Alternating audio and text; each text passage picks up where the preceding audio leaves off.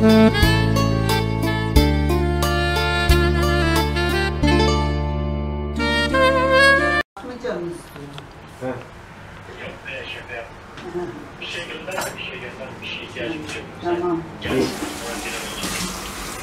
İyi. İyi Egehan'cığım, hadi.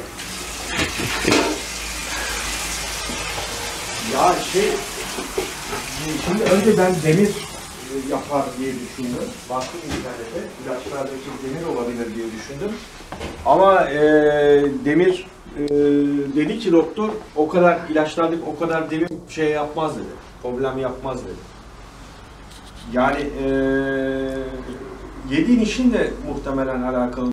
Yapacağım. Ben seni arayacağım ince o zaman. Hadi görüşürüz. Hadi bay bay bay bay. Hadi bay bay. Bay bay bay bay bay bay. Tamam. Bay bay maydan. Hadi. Hatıra olarak çekiyoruz. Ben de şuraya selfie olarak geleyim yanınıza. Gelebileceğim mi? Gel. Ama bir dakika. Böyle. Geldik. Hayır böyle zor olur. Ya yok işte oldu bir de. İstersen sen bu tarafa gel. Yok tamam olmuştur. Oldu mu? Video mu çekiyorsun? Evet. Video. Küçük bir video hatırası, küçük bir video hatırası. Ama Başladı mı? Bugün günlerden Gerisi 10 Ocak 2025 Cuma. Adana'nın kurtuluş gününü 5 gün geçti. 5 gün geçti ve artık dönme vakti. Sağlığı da inşallah yerinde. İnşallah bir daha sıkıntı olmaz. İnşallah. Hayırlısıyla memleketine geri döner. İnşallah. Sevgili eşi de onu karşılar. İnşallah.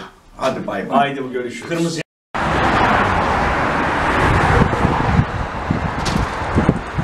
Bak. Yok daha çıkmadı. Bak durun bakayım. Poz vermeden mi gidiyorsunuz Üstü kardeşim? Neden? He? Neden? Yok üstüne sohbet ettik de tamam. Hadi. Hayırlı yolculuklar. Hadi görüşürüz. Tamam öpüşmeyelim sıkıntı olmasın. Niye sıkıntı oluyor? Ver hadi bakayım. Ben gribim. Ya grip. Sana bulaşmasın diyorum. Allah'ım yarabbim. Lan bunu da çekme ya. Diyorum hadi güle güle. Çekme. Yayınlama çok, YouTube'da. Çok selamlar Gülçin'e. Hadi aleykümselam. Hadi bakayım. Bakıyor mu Ayfer? Yok bakmıyor. Bakıyor. Hani nerede? Hadi görüşürüz.